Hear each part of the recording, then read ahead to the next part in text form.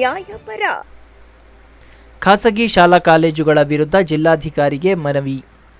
ಚಿಕ್ಕಬಳ್ಳಾಪುರ ಜಿಲ್ಲೆಯ ಕರ್ನಾಟಕ ರಕ್ಷಣಾ ವೇದಿಕೆ ಕನ್ನಡಿಗರ ಸಾರಥ್ಯದಲ್ಲಿ ಚಳುವಳಿ ಡಾಕ್ಟರ್ ಚಲಪತಿ ಗೌಡ್ರು ಬಣದ ವತಿಯಿಂದ ಜಿಲ್ಲಾ ಅಧ್ಯಕ್ಷರಾದ ಸುರೇಶ್ ಬಾಬು ಮತ್ತು ಜಿಲ್ಲಾ ಪ್ರಧಾನ ಕಾರ್ಯದರ್ಶಿ ಬಿ.ಎ. ಬಾಬಾಜಾನ್ ರವರಿಂದ ಜಿಲ್ಲಾ ಅಧಿಕಾರಿಗಳಾದ ಪಿ.ಎನ್. ರವೀಂದ್ರ ರವರಿಗೆ ಮನವಿ ಪತ್ರವನ್ನು ಸಲ್ಲಿಸಲಾಯಿತು. ಈ ವೇಳೆಯಲ್ಲಿ ಜಿಲ್ಲಾ ಅಧ್ಯಕ್ಷ ಸುರೇಶ್ ಬಾಬು ಮಾತನಾಡಿ, ಚಿಕ್ಕಬಳ್ಳಾಪುರ ಜಿಲ್ಲಾದ್ಯಂತ ಎಲ್ಲಾ ತಾಲೂಕು ಖಾಸಗಿ ಶಾಲಾ ಕಾಲೇಜುಗಳಲ್ಲಿ ಸರ್ಕಾರ ನಿಗದಿಪಡಿಸಿದ್ದ ಶುಲ್ಕಕ್ಕಿಂತ ಅತಿ ಹೆಚ್ಚು ಶುಲ್ಕವನ್ನು ಪೋಷಕರಿಂದ ವಸೂಲಿ ಮಾಡುತ್ತಿರುವುದು ಖಂಡನೀಯ ವಿಚಾರವಾಗಿದೆ. ಸರ್ಕಾರ ನಿಗದಿಪಡಿಸಿದ ಶುಲ್ಕ ಶಾಲಾ ಕಾಲೇಜುಗಳಲ್ಲಿ ಪಾರದರ್ಶಕವಾಗಿ ನಾಮಫಲಕ ಹಾಕುತ್ತಿಲ್ಲ. ಖಾಸಗಿ ಶಾಲಾ ಕಾಲೇಜುಗಳು ಕನ್ನಡ ಮಾಧ್ಯಮದಲ್ಲಿ ಸರ್ಕಾರದಿಂದ ಅನುಮತಿಯನ್ನು ಪಡೆದು ಆಂಗ್ಲ ಮಾಧ್ಯಮದಲ್ಲಿ ಶಾಲಾ ಕಾಲೇಜುಗಳನ್ನು ನಡೆಸುತ್ತಿದ್ದಾರೆ ಎಂದರು. ನಂತರ ಜಿಲ್ಲಾ ಪ್ರಧಾನ ಕಾರ್ಯದರ್ಶಿ ಬಿ.ಎ. ಬಾಬಾಜಾನ್ ಮಾತನಾಡಿ, ಖಾಸಗಿ ಶಾಲಾ ಕಾಲೇಜುಗಳಲ್ಲಿ ಸರ್ಕಾರದ ನಿಬಂಧನೆಗಳನ್ನು ನಿಯಮಗಳನ್ನು ಪಾಲಿಸುತ್ತಿಲ್ಲ. ಬಹಳಷ್ಟು ಖಾಸಗಿ ವಿದ್ಯಾಸಂಸ್ಥೆಗಳು ತರಬೇತಿಯನ್ನು ಪಡೆಯದ ಕಡಿಮೆ ಸಂಬಳಕ್ಕಾಗಿ ಶಿಕ್ಷಕರ ನೇಮಕ ಮಾಡಿದ್ದಾರೆ.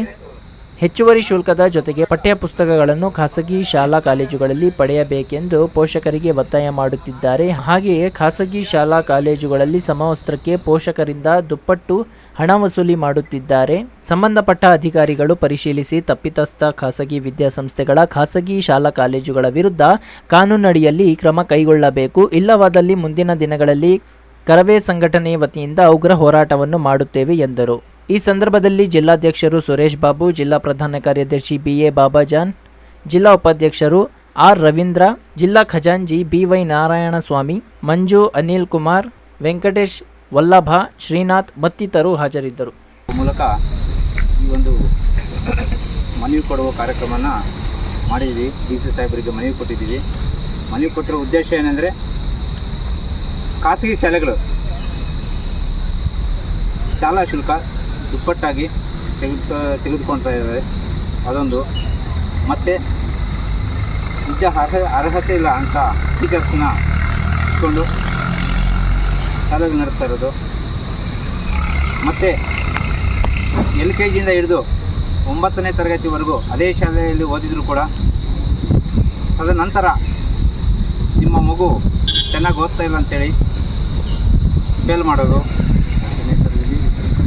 10ನೇ ತರಗತಿಗೆ ಮತ್ತೆ ಇಲ್ಲೇ ನೇಂತು ಓದಲಿ, ಇಲ್ಲ ಅಂದರೆ ಟಿ ಸಿ ಕೊಡ್ತೀವಿ, ಬೇರೆ ಕಡೆ ಹೋಗಿ ಸೇರಿಸ್ಕೊಳ್ಳಿ ಅಂತ ಹೇಳುವ ಮೂಲಕ ದರೋಡೆ ಮಾಡ್ತಿರುವ ಅಂತಹ ಶಾಲೆಗಳಿಗೆ, ಖಾಸಗಿ ಶಾಲೆಗಳು ಅಂತಹ ಶಾಲೆಗಳಿಗೆ ಕಡವಾನ ಹಾಕಬೇಕಂತೇಳಿ ಇವತ್ತು ನಾವು ನಮ್ಮ ಡಿ.ಸಿ ಸಾಹೇಬರಿಗೆ ಮನವಿ ಕೊಟ್ಟಿದ್ದೀವಿ. DDP ಅವ್ರಿಗೂ ಮನವಿ ಕೊಟ್ಟಿದ್ದೀವಿ. DDPಗೂ ಮನವಿ ಕೊಟ್ಟಿದ್ದೀವಿ. ಮುಂದಿನ ದಿನದಲ್ಲಿ ಇದೇ ರೀತಿ ಮುಂದುವರಿಸ್ತಾ ಹೋದರೆ ನಾವು ಉಗ್ರ ಹೋರಾಟ ಮಾಡ್ತೀವಂತ ಎಚ್ಚರಿಕೆ ಗಂಟೆ ಅಂತ ಹೇಳಿದ್ರೂ ತಪ್ಪಾಗಲಾರದು. ಇದು ದಯವಿಟ್ಟು ಇನ್ನು ಮುಂದೆ ಆದ್ರೂ ಬಡ ಮಕ್ಕಳಿಗೆ ಏನು ಸರ್ಕಾರ ನಿಗದಿಪಡಿಸಿದೆ, ಆ ನಿಗದಿಪಡಿಸಿರುವಂತಹ ಹಣವನ್ನು ಪಡ್ಕೋಬೇಕಂತೇಳಿ ಖಾಸಗಿ ಶಾಲೆಗಳಲ್ಲಿ ಮನವಿ ಮಾಡ್ಕೊತಾ ಇದ್ದೀವಿ ಈ ಸಂದರ್ಭದಲ್ಲಿ. ಅದೇ ರೀತಿಯಾಗಿ ಈ ಖಾಸಗಿ ಶಾಲೆಗಳು 9-11 ವರ್ಷ ಅದೇ ಶಾಲೆಯಲ್ಲಿ ಓದಿರ್ತಾರೆ. SLC ರಿಸಲ್ಟ್ ಬಂದಾಗ ಯಾಕೆ ಫೇಲ್ ಆಗ್ತಾರೆ ಮಕ್ಕಳು? ಲಕ್ಷಾಂತರ ರೂಪಾಯಿ ಗಾರ್ಮೆಂಟ್ಸ್ಗೆಲ್ಲ ಹೋಗಿ ಪಾಪ ಹೆಣ್ಣು ಮಕ್ಕಳು ಕಷ್ಟಪಟ್ಟು ತಂದು ಇವರಿಗೆ ಕಟ್ಟಿ ನನ್ನ ಮಕ್ಕಳು ಚೆನ್ನಾಗಿ ಓದಬೇಕು ಅನ್ನೋ ಉದ್ದೇಶದಿಂದ ಮಾಡಿರ್ತಾರೆ.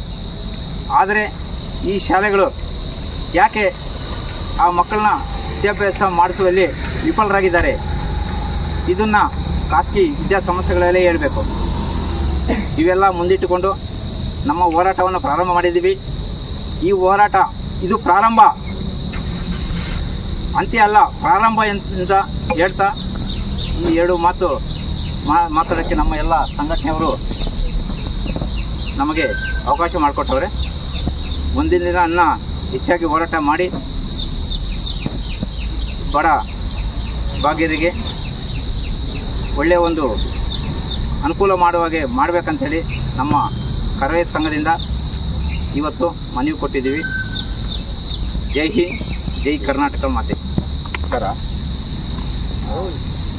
ಇವತ್ತು ಏನು ಕರ್ನಾಟಕ ರಕ್ಷಣಾ ವೇದಿಕೆ ಕನ್ನಡಿಗರ ಸಾಹಿತ್ಯದಲ್ಲಿ ಎಲ್ಲ ಎಲ್ಲ ನಮ್ಮ ಪದಾಧಿಕಾರಿಗಳು ಹಾಗೂ ನಾವು ಇವತ್ತು ಮನವಿ ಪತ್ರ ಕೊಡೋದಕ್ಕೆ ಬಂದಿದ್ದೆ ಡಿ ಸಿ ಆಫೀಸಲ್ಲಿ ಬಿ ಒ ಆಫೀಸು ಅಷ್ಟಿದೆ. ಏನು ಖಾಸಗಿ ಶಾಲೆಗಳು ಇವತ್ತು ಗೋರ್ಮೆಂಟ್ಗಿನ್ನ ಜಾಸ್ತಿ ದುಡ್ಡನ್ನು ತೊಗೊತಾ ಇದ್ದಾರೆ. ಅದಕ್ಕೋಸ್ಕರಾಗಿ ನಾವು ಈ ಥರ ಮನವಿ ಪತ್ರ ಈ ಸಾರಿ ಕೊಟ್ಟಿದ್ದೀರಿ. ಇದೇ ರೀತಿಯಲ್ಲಿ ನಮಗೆ ನ್ಯಾಯ ಸಿಕ್ಕಲಿಲ್ಲ ಅಂದಾಗ ಖಾಸಗಿ ಶಾಲೆಗಳ ಮೇಲೆ ಪ್ರತಿಭಟನೆ ಮಾಡಬೇಕು ಅಂತೇಳಿ ಎಲ್ಲ ತಂದೆ ತಾಯಿಗಳಿಗೂ ನಮ್ಮ ಜೊತೆಯಲ್ಲಿ ಬಂದು ಕೈ ಜೋಡಿಸ್ರಿ ಅಂತ ಹೇಳಿಬಿಟ್ಟು ಈ ಥರ ಡಿ ಸಿ ಅವ್ರಿಗೂ ಬಿ ಒ ಆಫೀಸವ್ರಿಗೆ ಎಲ್ಲರಿಗೂ ಮನವಿ ಪತ್ರ ಕೊಟ್ಟಿದ್ದೀರಿ. ಎಲ್ಲ ಶಾಲಾ ಕಾಲೇಜುಗಳಿಗೂ ಇದೊಂದು ಮಾಹಿತಿ ತಿಳಿಸ್ತಾ ಇದ್ದೀವಿ.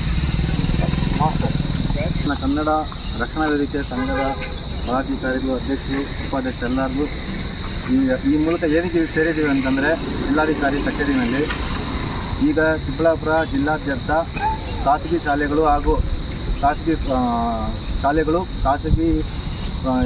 PUC ಕಾಲೇಜುಗಳು ಮತ್ತು ಶಾಲೆ ಮತ್ತು ಕಾಲೇಜುಗಳು ಏನು ಮಾಡ್ತಾಯಿದ್ದಾರೆ ಅಂದರೆ, ಸರ್ಕಾರ ಏನು ಆದೇಶ ಕೊಟ್ಟಿರುತ್ತೆ ಅದಕ್ಕೆ ಆ ಪ್ರಮಾಣ ಏನಿದೆ ಶುಲ್ಕಗಳಿಗಿಂತ ಹೆಚ್ಚಿಗೆ ಪಡೀತಾ ಇದ್ದಾರೆ. ಇದರಿಂದ ನಮ್ಮ ಪೋಷಕರಿಗೂ ಹಾಗೂ ವಿದ್ಯಾರ್ಥಿಗಳಿಗೂ ತುಂಬ ತೊಂದರೆ ಆಗ್ತಿದೆ. ಈಗ ಎಷ್ಟು ಕಷ್ಟಪಡ್ತಾ ಇದ್ದಾರೆ ಅಂತಂದರೆ, ಒಂದು LKG ಮತ್ತು ಫಸ್ಟ್ ಸ್ಟ್ಯಾಂಡರ್ಡ್ಗೆ ಸೇರಿಸ್ಬೇಕಂದ್ರೆ 50,000 ದುಡ್ಡು ತೊಗೊಂಡ್ಬರೋಕ್ಕೆ ಒಂದು ಮಗುಗೋಸ್ಕರ. ಆದ್ದರಿಂದ ಇವೆಲ್ಲ ಕಡಿವಾಣ ಹಾಕಬೇಕು. ಮತ್ತು ನೋಟಿಸ್ ಬೋರ್ಡಲ್ಲಿ ಶಾಲೆಗಳಲ್ಲಿ ಒಂದು ಮಾಹಿತಿ ಇರೋದಿಲ್ಲ, ಅದೊಂದು ತೊಂದರೆ ಇದೆ. ಮತ್ತು ಟೀಚರ್ಸು ಅಷ್ಟೇ ತುಂಬ ಎಜುಕೇಟೆಡ್ ಯಾರು ಅಷ್ಟೊಂದು ಇರೋಲ್ಲ. ಯಾವುದೋ SLC PUC ಆಗಿರೋರನ್ನ ತೊಗೊಂಬಂದು ಶಿಕ್ಷಕರನ್ನ ಮಾಡ್ಕೊತಾರೆ. ಒಂದು ಮಿನಿಮಮ್ TCH ಆಗಿರಬೇಕು ಅನ್ನೋದು